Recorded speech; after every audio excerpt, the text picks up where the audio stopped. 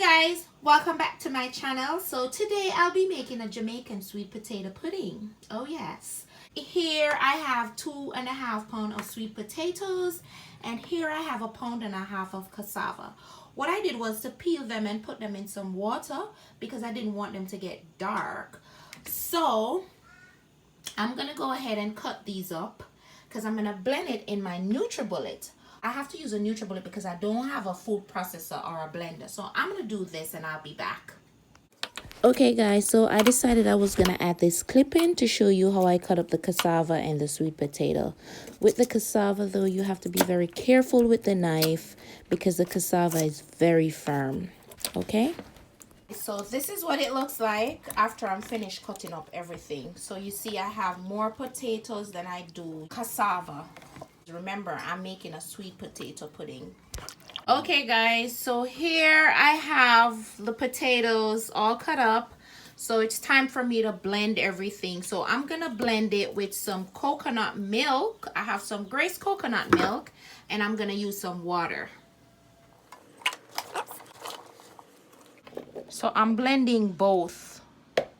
I'm gonna use a little coconut milk and a little water. Just a little water. We don't have to use a lot of liquid because the potato has a lot of water in it. Alright, let's see what the texture is like right now, because maybe we can add some more. See, this is too watery. So I'm gonna go ahead and add some more stuff to it. I'll be repeating this process until the whole thing is blended, and we'll be right back. Okay guys, I came back because I wanted to show you something. So this is the last portion that I have. So I'm just gonna pour that in there. And this is what the texture looks like. And I just wanted to show you that I still have some coconut milk left in the can, and the water is not even down. So you know, that's all I use because I want you to remember that the potato already has a lot of water in it, so it blends easily. So please don't go and use too much water and too much coconut milk and then no, it come out potty. We will be moving on to our next step, and I'll be right back. Okay guys, so I'm back with my mixture all blended. Now I'm gonna go ahead and I'm gonna add 1/2 cup of brown sugar. I don't know if I'm gonna need more, but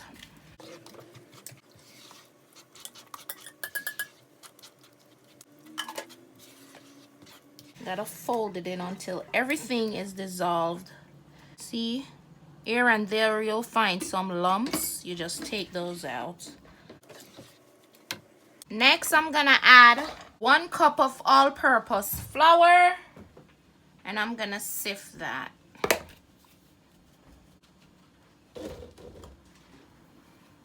And you just fold it in. I'm tired, man, I'll lie. Alright, I did 1 cup of flour, but to me the 1 cup for the 4 pounds of potato and cassava was not enough. So I think I need to add another 1/2 cup of flour.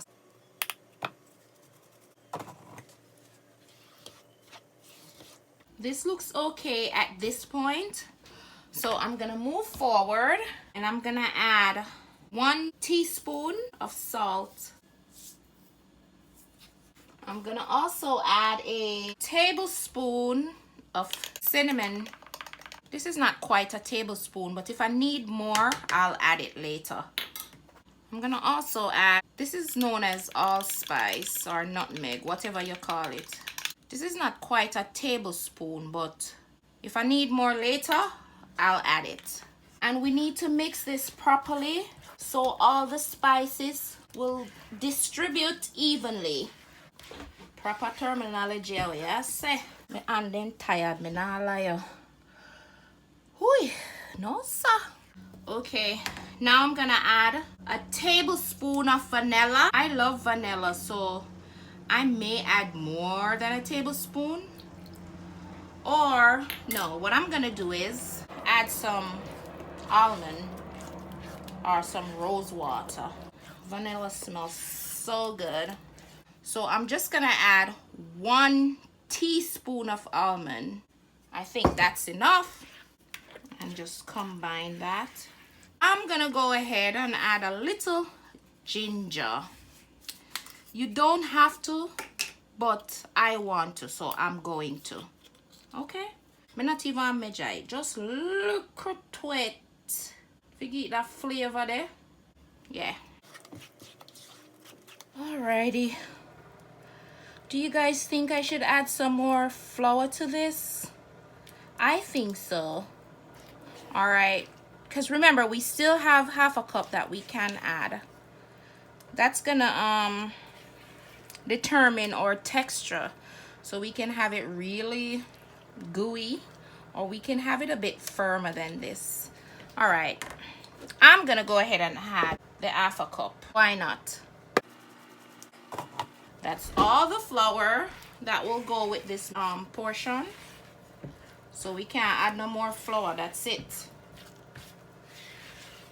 We're at our limit with the flour, so we can't add no more flour. That's it. This last half a cup is it. So we have to combine that. Make sure it's nice and firm. Okay, this is better. Good. It's exactly where we want it to be. Okay, so I'm gonna preheat the oven at 350 and put the trays with the water in there. Then come pour this out. I'll be right back. You know what I like for adding of this? A little bit of the coconut milk. And a little more.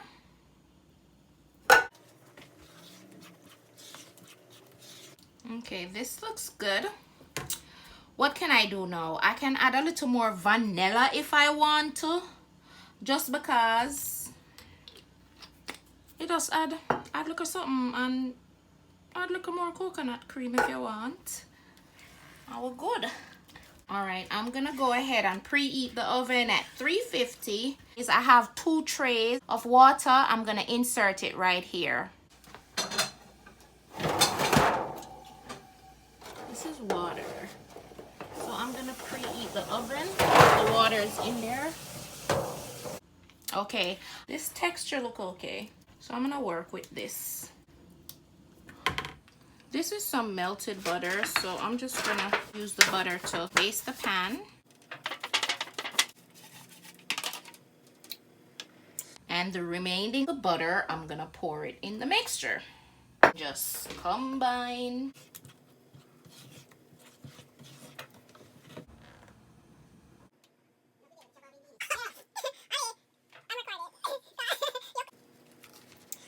Okay, once the oven is hot, then we're gonna put these in.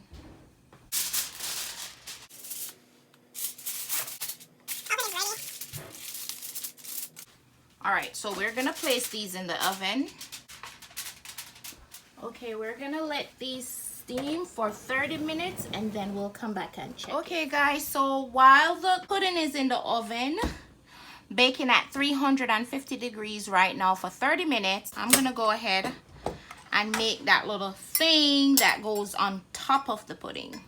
So I'm gonna pour the rest of coconut milk in.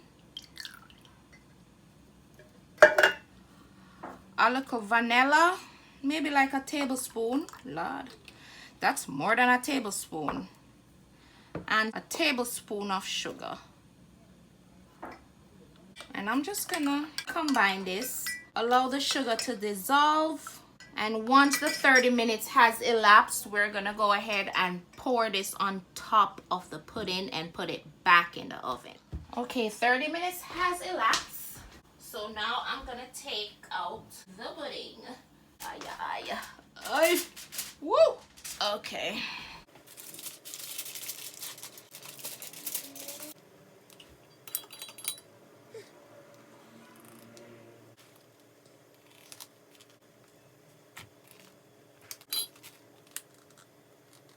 I'm gonna repeat the process with the other pudding, and I'm gonna put these back in the oven uncovered and without the water.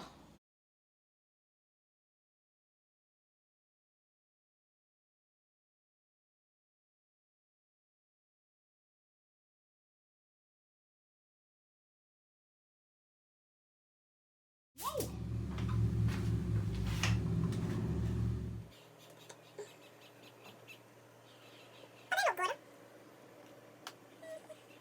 So we're just gonna let these cool and come back and cut a slice and see what it looks like on the inside. Okay guys, so the puddings are cooled.